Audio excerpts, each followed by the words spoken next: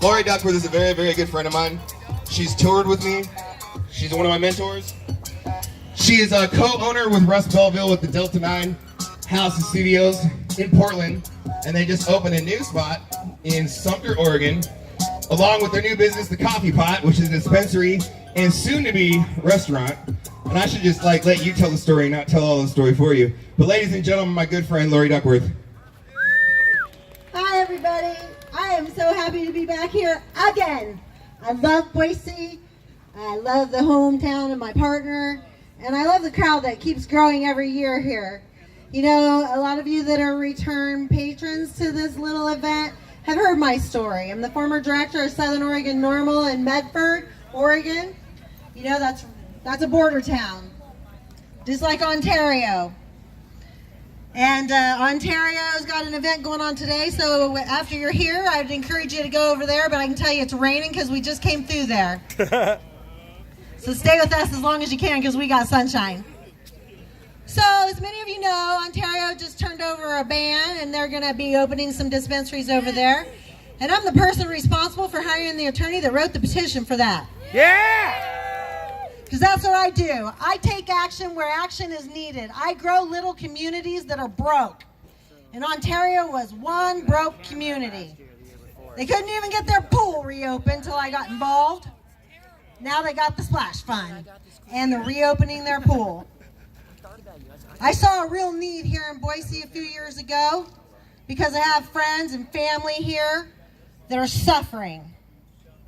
The first year I spoke, I didn't have so many friends and family here, and I told my story, and many of you contacted me after that and told me your stories. One of my mentors, Jim Clark, is from here. He's since passed. And that motivated me to jump in with both feet. Even though I've already been raided in Oregon from Southern Oregon Normal on May 23rd, 2013.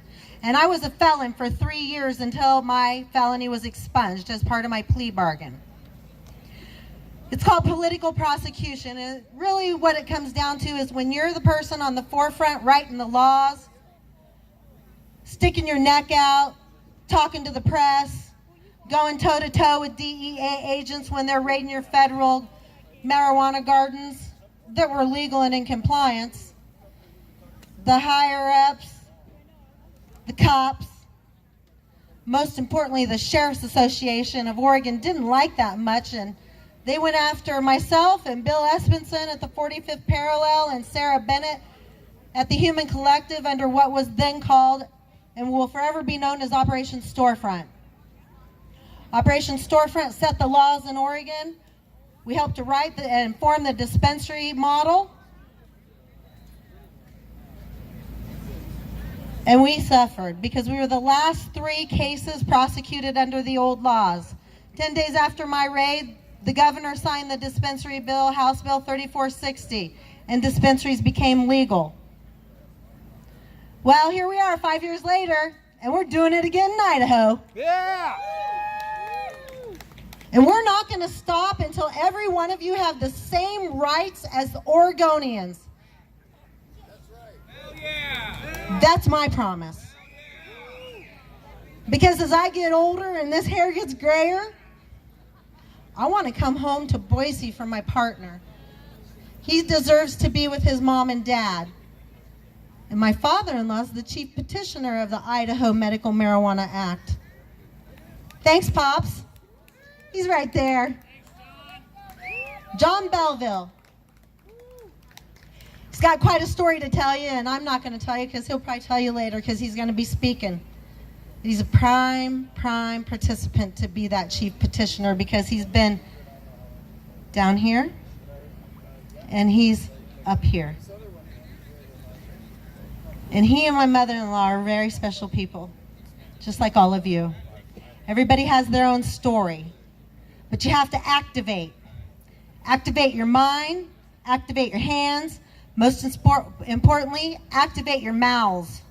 Talk to people. And I tell you that every year I'm up here. Talk to one person, 2 people.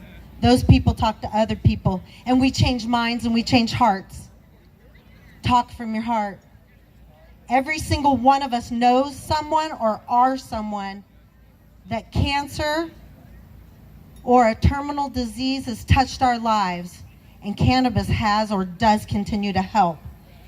And that's where we change our legislators' minds. You can talk to them, you know. You're the ones that put them there. And by the way, you're the ones that can take them out of office too.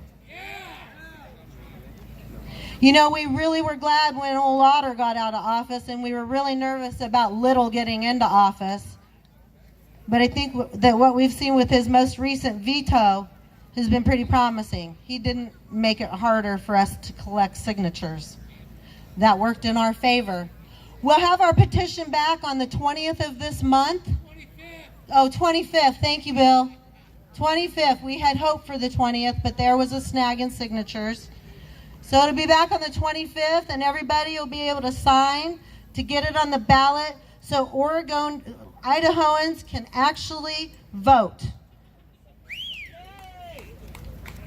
And voting, we need. So we need everybody to encourage everybody to register to vote here in Idaho and sign the petition.